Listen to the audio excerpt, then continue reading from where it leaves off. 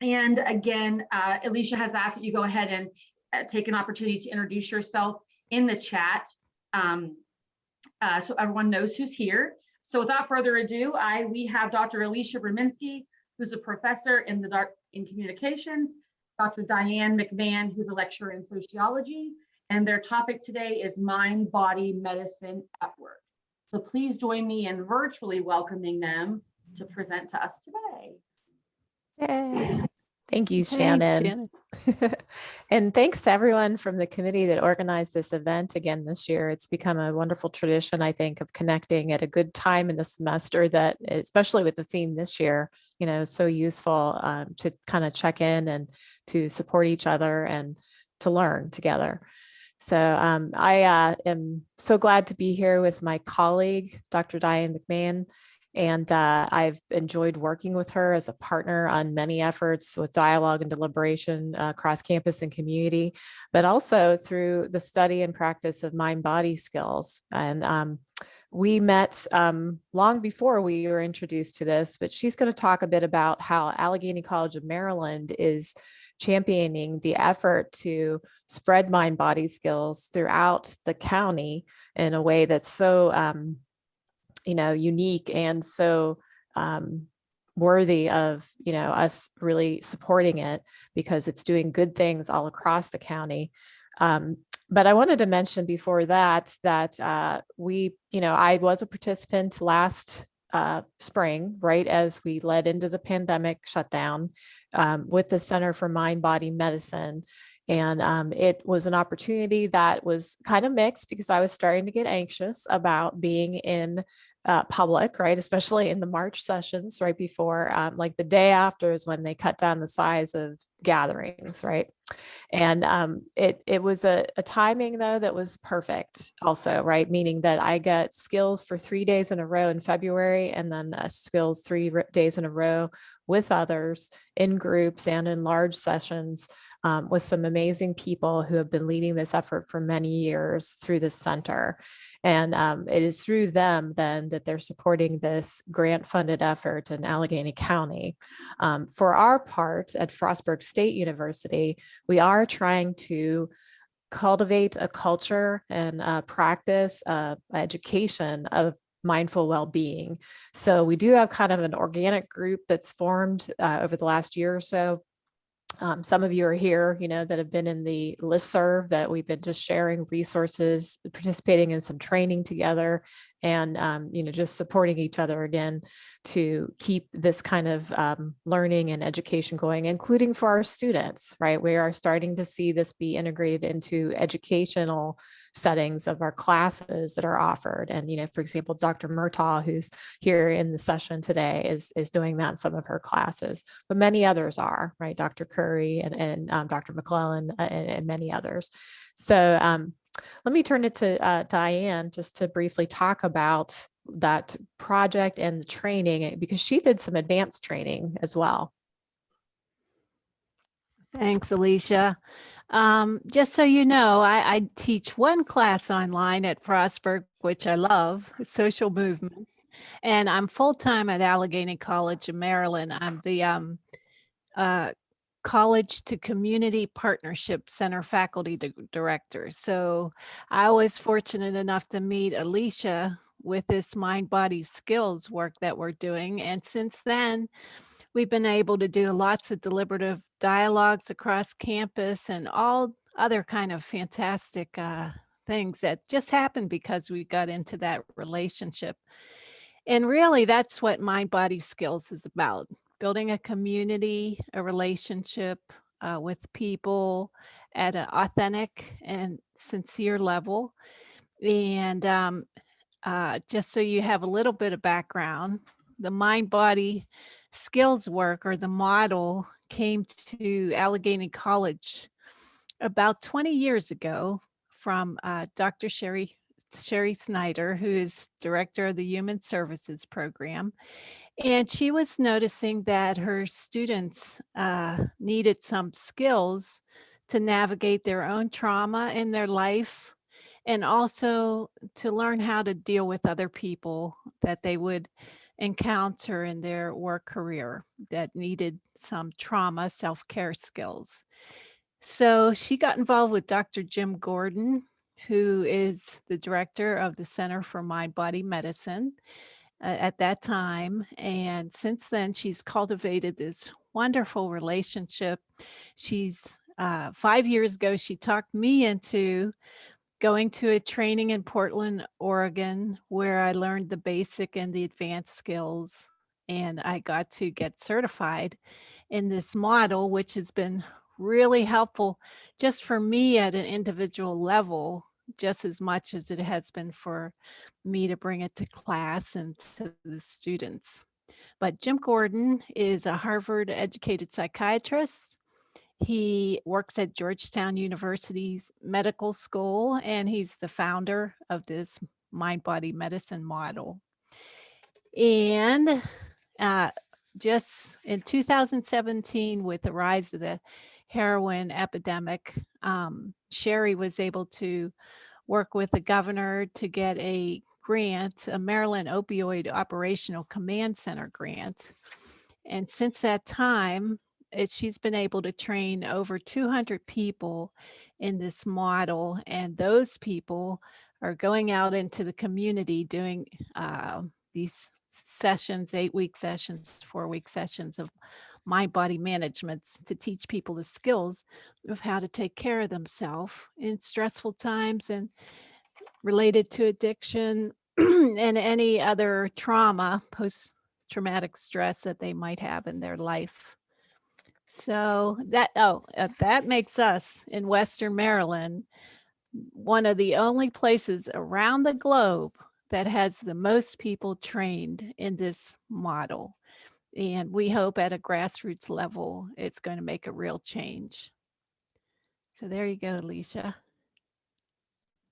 Thank you, Diane. Yeah, so I thought that background would be helpful because we are drawing on all of us who are in the session in some way, some introduction to mind-body skills. And this is the unique, way that we're going to share through the training that we got through Mind Body Medicine.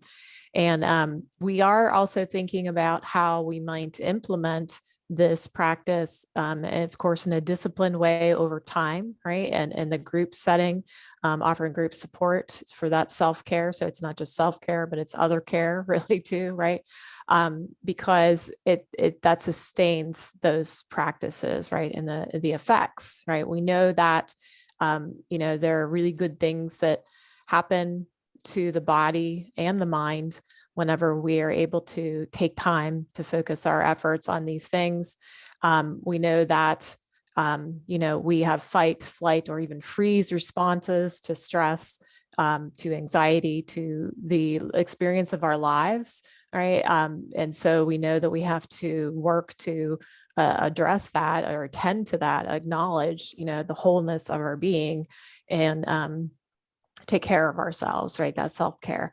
And that's part of why we're looking at integrating mindful well-being into the curriculum, right? Into the general education program, because we have to help our students learn how to take care of themselves, to be their best selves, right? To be able to engage with others in collaboration and leadership.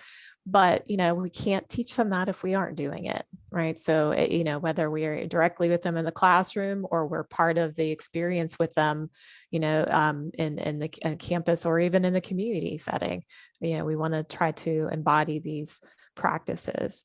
So, there's some information in the slides that, is there that you might be aware of, or, there's some links that we're not going to take time today. We'll be able to share this with you later so that you can take advantage of some of the information if you'd like. And a lot of this material is drawn from the Center for Mind Body Medicine. They support this process of education and practice. And so we're going to explore a few practices today. Check in as best we can with whoever, we can fit in today because we only have so much time. But we're also going to, as you saw from the list of goals I briefly put on the screen there, ponder if we want to start a 4-week group of mind body skills practice. Part of the outcomes that were planned for that grant that ACM has done is to support groups across the county, right? And we tried to reach out last year, if you remember, into spring. It was a little more challenging. Dr. Bowling and I offered a group and we got some response, but it was hard to make a commitment for 8 weeks, which is typically the length of these sessions. And, you know, you meet like a couple hours a week for 8 weeks. We're going to be able to modify that based on a continuance of the grant and some ability to, you know, recognize that some of those modifications are necessary. So just think about if you maybe want to sign up for 4 weeks as we finish this semester and a weekly practice together. So we'll touch base on at the end of the session around that. But you can see these are, you know, a lot of the self-care practices or mind-body skills that you might be familiar with. And these are the kind that, you know, we integrated in that training whenever we went through there. We know that these are practices that in the workplace setting, right, which is what this is about, right, this professional development opportunity, we have to take care of ourselves at home, but also at work, right? And we know that our bodies are in both places, right? I mean, they're not, you're not able to set aside the chronic challenges that you have when you come to work. That's part of our, you know, way, especially now that we're at home working, right? We've got some more challenges. And, you know, we also recognize, as Diane mentioned, that trauma is a part of what we can heal through these skills. This is where we need continuous education because we know that students, in particular, when we work with them, we can't just throw this in casually, right? It's got to really be an intentional effort to help them to manage their understanding of where they are, of how we're processing emotionally, of, you know, any kind of trauma that they've experienced. So you really have the ability to respond to students of, you know, in their different situations. If you introduce these skills in the classroom, the more training and support you get. I do this often in public speaking, right? Because public speaking is infamously one of the fears people have to be in public and speak. I know Zoom doesn't necessarily make it easier, but you know, it's one of those things where breathing together or breathing on your own to get in the zone before public speaking helps. And so we step into these activities in that class that way. If someone's been traumatized by something that they don't feel comfortable to sit and breathe with their eyes closed in class, though, we have to know how to respond to that, right? So I mentioned that now, just so you all know that if you are in a process of healing, or, you know, you have something that makes it difficult for you to do any of these activities, just, you know, do what you're most comfortable with. And so anything that you want to add, Diane, before we move into this first activity?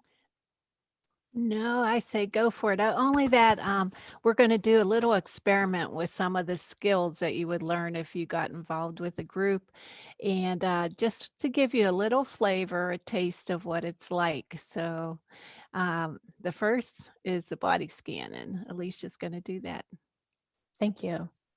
Yeah, so this one, again, you might have done this before. Like, I know this is a popular thing to do before bed, right? Or you're laying in bed, and that's often the position that's invited, right? Even if you're in a session with others and you can find a comfortable space to lay down, that often allows you to relax in a way to do the body scan most effectively. But you can do it seated, you can do it standing. And you know, in this case, we're not going to do it in bed, especially if you're tired. It could put you right to sleep, right? That's the goal. But today, because, you know, we're starting the day in the middle of a week, in the middle of a semester, we're just going to try this out to help you think about the connection between mind and body. And so I'm going to invite you first to go ahead and turn your video off as a way to just allow you to be in your own space. And I'm going to do that too. Just to, you know, not worry about the body's presence in front of others as you do this activity.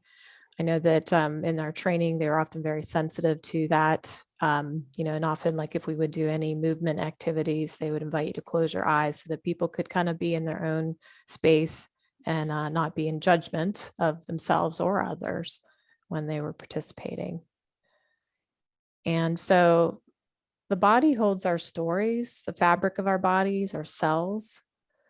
we're part of the experience and their growth and their injury, their deterioration, right? When you think about it, the body is really bearing a lot.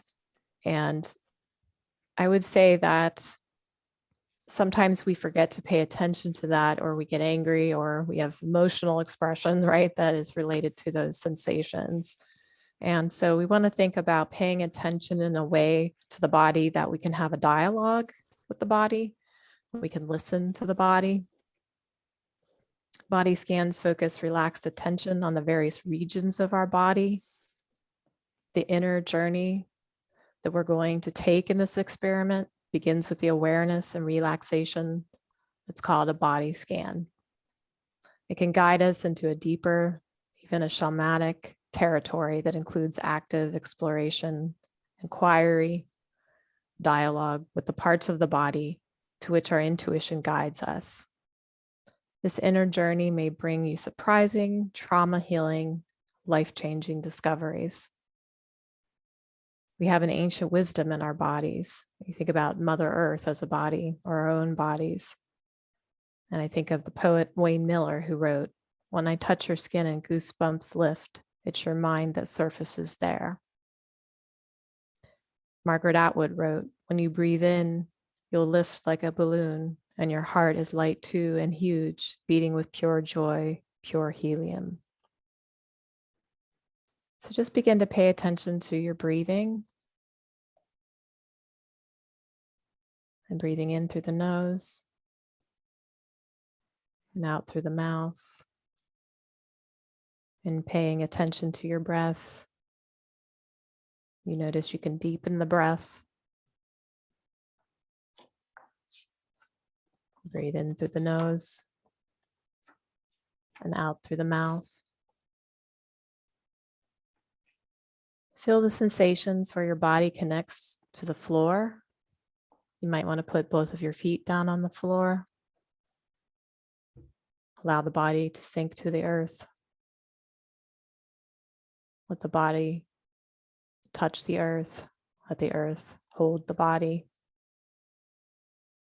Feel your body getting a little heavier.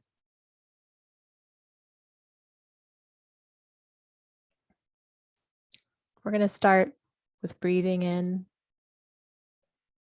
feeling the sensation of the breath in through the nose, through the throat, into the lungs. I take you to the heart to begin. And have you just reflect briefly on the heart sitting in the body.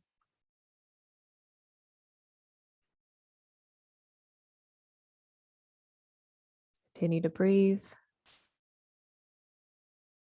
Sense what you're sensing in the body. Think about the breath, infusing the blood with oxygen,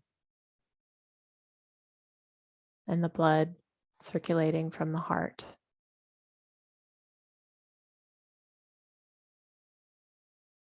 Now you're going to think about, where do you feel your body most? Where does your intuition take you in your body next? This could be an area of tension. This could be an area of intuition. You might feel the tension of your shoulders and want to relax them. You might feel the tension of forehead or scalp, the jaw. Just relax it as best you can. You might go back to the heart and feel something more. You don't have to judge these feelings. You might have emotions that come up as you feel tension, as you release tension. Just notice those emotions. You might notice some changes in the body as well.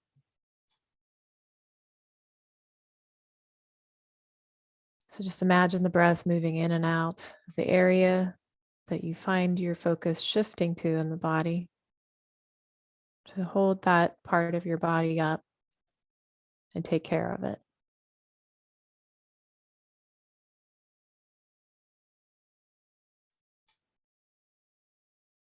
If you come back into the heart area, and you think about your arms relaxing, the hands unclenching, the torso, the pelvis area, feeling some release, the stomach just relaxing and dropping into the legs and into the feet.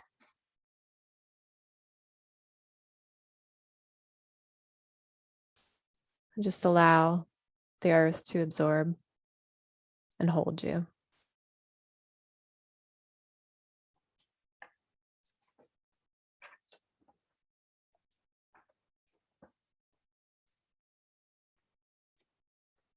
The soles of your feet often hold so much of who you are and what you deal with.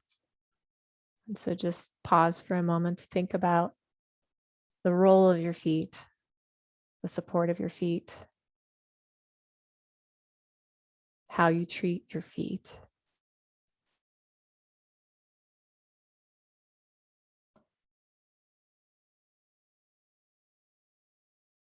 Now take a big breath and see if you can feel your whole body all at once, sitting there, breathing.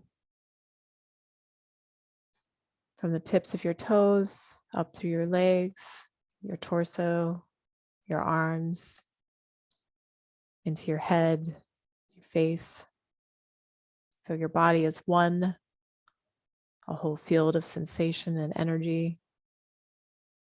Keep breathing as we finish this practice. And when you're ready, you can open your eyes if you had them closed, and you can put your video back on.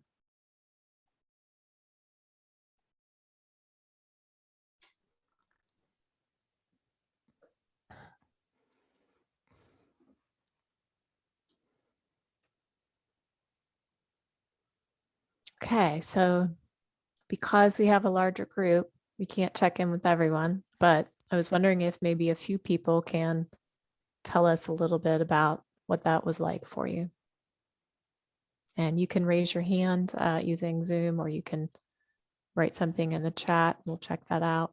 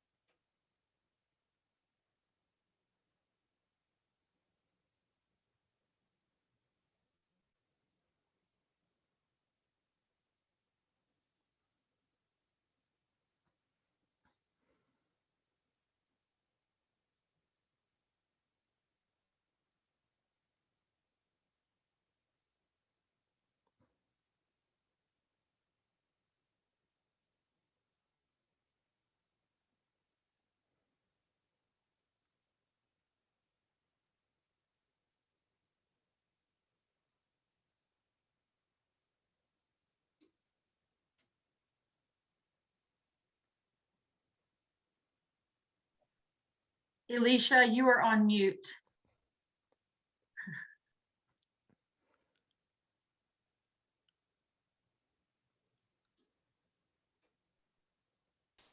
There we go. See, that was so relaxing you couldn't hear me. So yeah, so I'm seeing a lot of reflection of how people are calming, but also some intensity. And if you're willing to share, we can check in on that now or later. But that is a good recognition that it's, if you're able to have that release and kind of start to pull the tension out of your body or let it go, release it, it can help. But sometimes it helps you pay attention to things that you've not been paying attention to, right? So anyone want to say anything?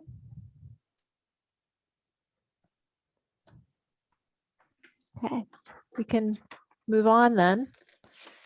And I think that the next thing we have is our guided imagery. So Elesha, I was gonna check in with you on that. Since we're sort of ahead here and we had a great experience, maybe we can just move ahead to what you were gonna have. Otherwise mine might take a little bit longer. But I just wanted to add to what Elesha said that these are skills that you feel immediately, you feel relaxed. I know I do. I needed it because I was nervous about talking. So I feel really relaxed now. Thank you, Elesha. But if you practice it, um, every day or twice or 3 times a week, whenever you feel that tension start to pop up in your body, you can feel it and you can immediately go into taking deep breaths. It becomes a automatic routine so that you don't go into that flight or fright kind of system response. So Elesha, I was going to say maybe if you talked about you think the automatic response system, and then that might be good, and then we could do the check-in. I'm just going through to see what we have left here. So, let's see, go backwards. Some of that isn't in here now, I think. Oh, well, if you don't have it in there, then I could do it. Yeah. Well, and some of that is, just thinking about how the body responds in ways that, we aren't always fully aware of, that will just kick in and will, take over. And then that does create these chronic issues where we, don't realize, especially in a pandemic year, I think that that's been a challenge. And so we do want to end this session by having a check-in with you all about how you've been surviving the storm. But I do think we maybe have time for the imagery. Do you think, Diane, before we do that? Sure. So Let's give it a go. Yeah.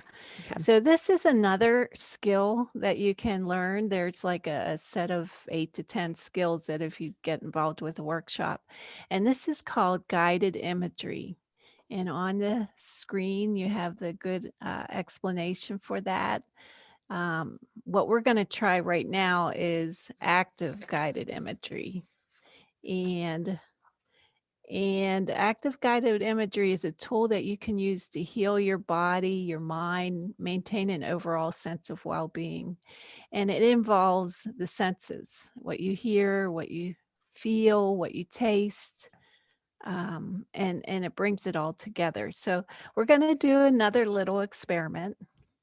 And I think, again, if you don't mind turning off your video and your sound so that you can go to your private safe space and do this without worrying about what other people are thinking or looking at. And again, just like Elesha showed us, sit comfortably, relax, take some deep breaths.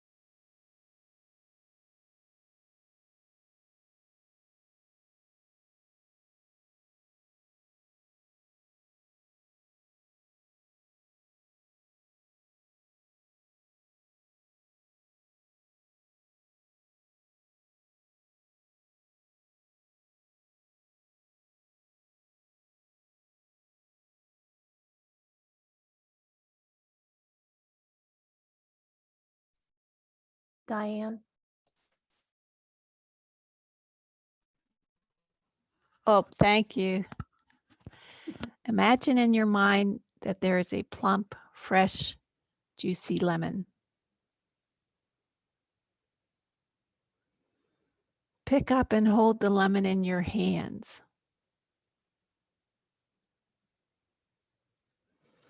Feel its weight and texture. Now, using both your hands, begin to peel the lemon with your fingers.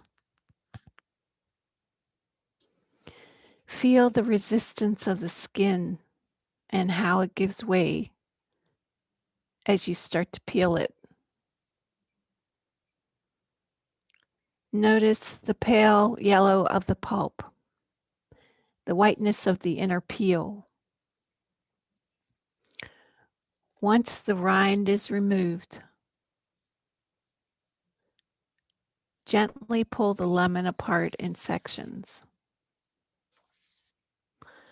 You may see a seed or two as you pull the lemon apart.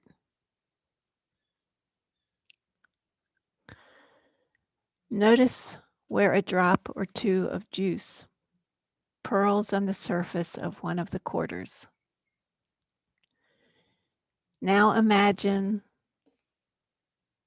lifting a section of the lemon wedge to your mouth. Smell the sharp, fresh scent. Now bite into the sour, juicy pulp.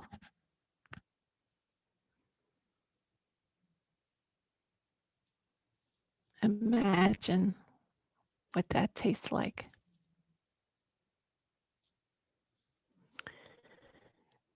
Now come back to the room where you actually are. Wiggle your fingers and toes, open your eyes and turn on your screen. I hope I wasn't muted too long there, folks, but I hope you got a little bit of it. So once again, a short check-in. You can either write in the chat or somebody can say it. What did this experience feel like to you? Did you bite into the lemon? Did you have a reaction when you bit into the lemon? What was it like?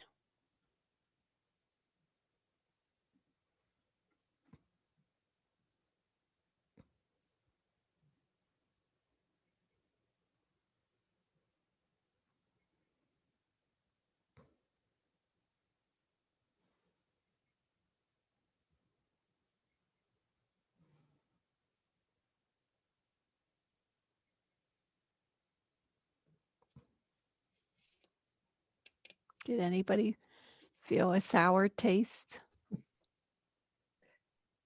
Yeah, we see some people mentioning that in the chat. And I know that you can do this with different images, right? I mean, you can describe different images.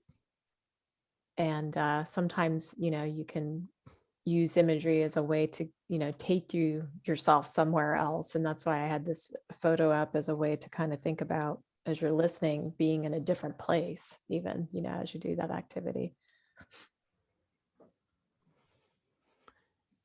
So imagery, people use it often. They'll imagine a safe space if you don't feel safe, or a vacation, or at the beach and the wind on your face. And it's a way to automatically go into relaxation, but it's also very healing if you're getting a procedure done, or if you have an illness, or even it builds your autoimmune response. So there's a lot of good benefits from imagery.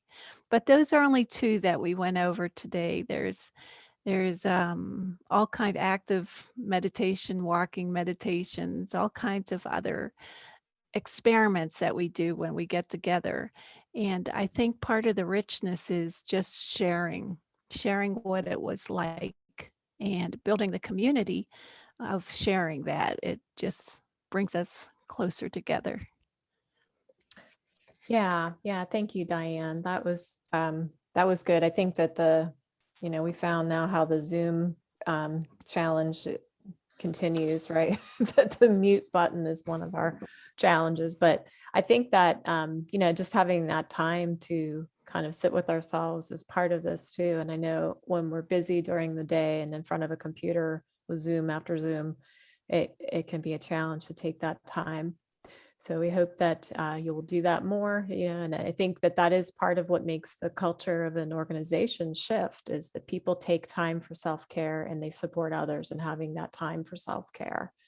And so before we check in to see who might be interested in doing 4 weeks of this experience where we experiment with different approaches, I know one of my favorites is shaking, right, which is kind of in line with dancing, right, where you really just allow the body to release a lot of its tension and emotion and using music. But there's mindful eating, right, and like Diane mentioned, so many others. We want to first check in with you all, and you can do this in the chat, but we also like to hear from some of you, if you don't mind. How have you been surviving the storm, right? However you want to interpret that. We know that this resonates though right now, right? This theme. So we'd like to hear from you.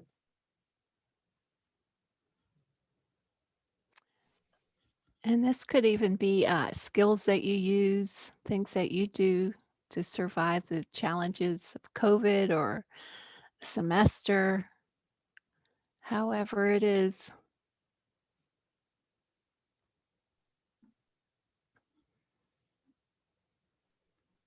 Okay, I see Shannon getting outdoors more. That's more possible now too, right? As the weather starts to transition. Walking.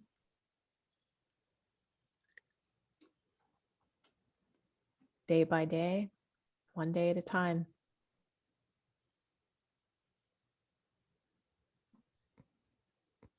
Journaling, yoga, church activities. That connection, socially is so important. I know even just, through work, through these sessions, I mean, I have to say, I actually really look forward to connecting with my students, even one-on-one through Zoom or through WebEx, so that we make sure we remember what we're doing together, the teaching and learning experience.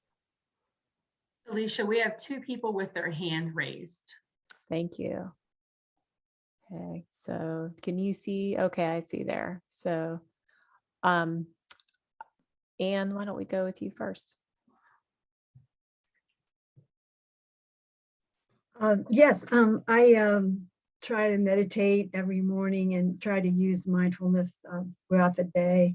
And it's not easy to keep remembering that in daily life, but I think I'm getting a little bit better at remembering. And I, like other people, I love walking in nature, walking outside. That's really, really helpful to me. But I have to tell you, after a year, it's getting very old. I so much miss being with people. And it's really starting to get to me now. It's been way too long. I agree. I think of when we were sitting together, in Lane, in the CCIT, right, in Gira, and going through one of the other trainings, the care training. And that's such a thing to take for granted, I guess, in those moments. And I guess we can't anymore, just to sit with someone. So yeah, I look forward to that. So I'm sorry, I'm forgetting your first name. It's Emily. Emily, yes. Okay, Emily. So I have a 5-year-old at home, and a year of that being locked up with her in the house all day long and coming to work has been wonderful. One of the things I do for myself, and this sounds kind of silly, is I probably a couple times a month, I drive to Dairy Queen and get a Blizzard and enjoy it in the car by myself. It is one of the best quiet moments for me, and has really helped. I love that. I think that sounds wonderful. That sounds inspiring today too, do something like that. I know that's mindful eating, I think, right? It doesn't always have to be, I mean, it is of course about nutritious food and thinking about, its impact on your mind and your body. But I think, savoring chocolate, savoring ice cream, and, those are things that, again, if you do them mindfully, you don't need a lot either, right? I mean, and it can be a very pleasurable and very fulfilling experience. So thank you for sharing that, Emily. Anyone else want to share how they're surviving the storm, especially as the storm maybe is not clear and how it's going to dwindle down yet, right? Like Anne said, I mean, it feels like there's some fatigue setting in.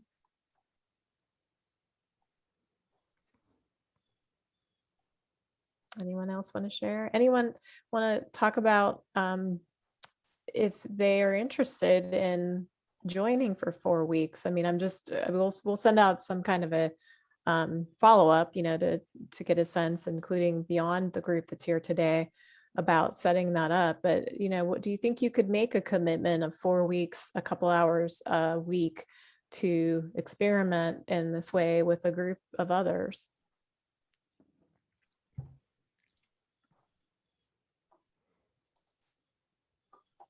Ooh, the dogs. I'm looking at the chat.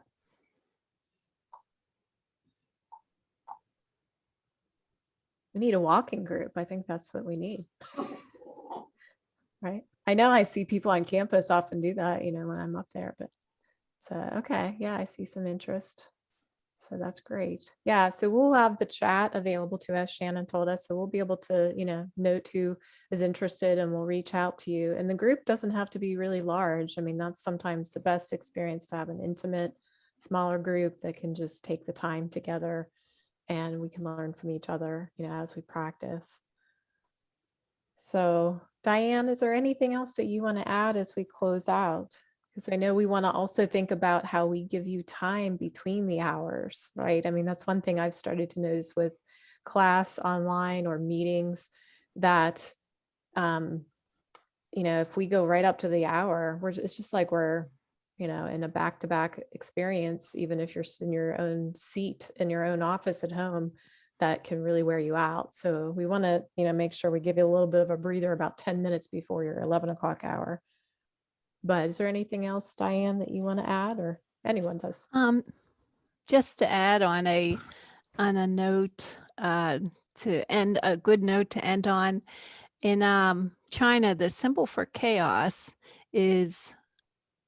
includes the symbol for challenge and opportunity. And although we've been challenged, and we surely have been from COVID, there has been opportunities as well. There have been some good things that have happened. I can work from home. I can go to more workshops than I ever imagined online. Is there anybody that want to share a bit of gratitude, perhaps, of things that have happened despite this storm?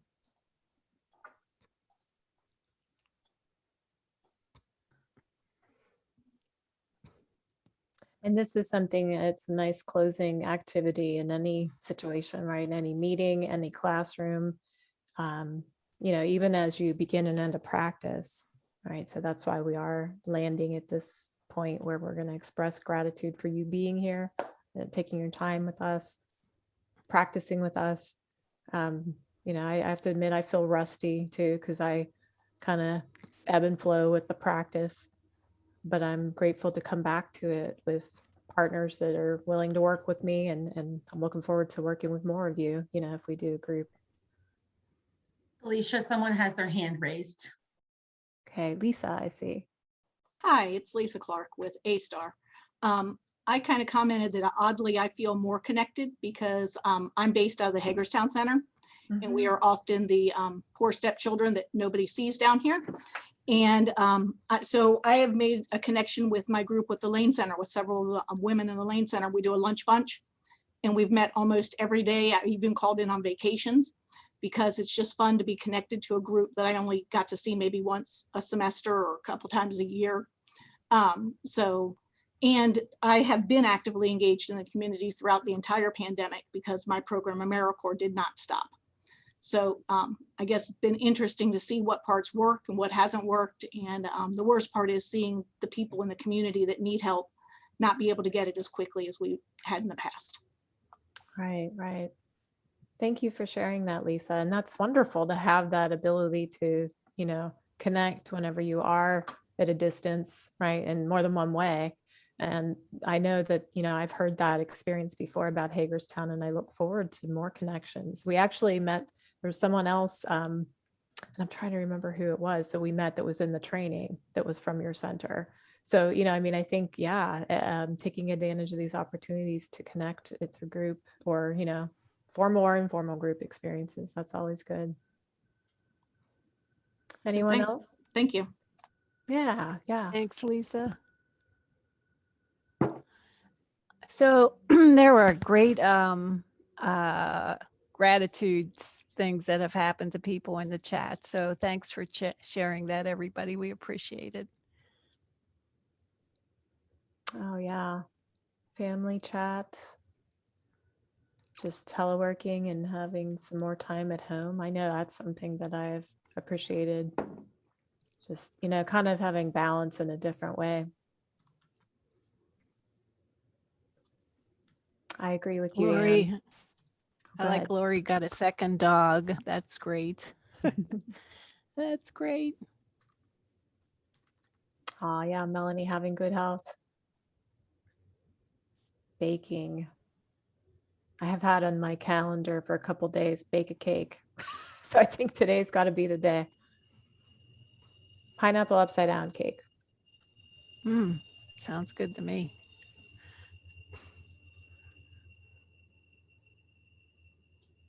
Not as much pollution. Yeah, these are great. I'm just mentioning them in case people didn't see. Yeah. All right. Well, we, are so grateful for you again in terms of your interest, your effort, being here and working with us to learn and to practice. And we look forward to following up on setting up something for, a shorter term session with the mind body skills. So we'll reach out to you soon. Elesha That's and great. Diane, thank you so much for sharing with us today all of this great information and giving us all 51 minutes plus of relaxing activities that will hopefully get us through this day. So, I just ask that everyone join me in virtually thanking our two speakers today, and hope that we have great things to take away from this. Thank Take care, you. everybody. Yeah. Have a good day. Enjoy your St. Patrick's Bye. Day. Take care.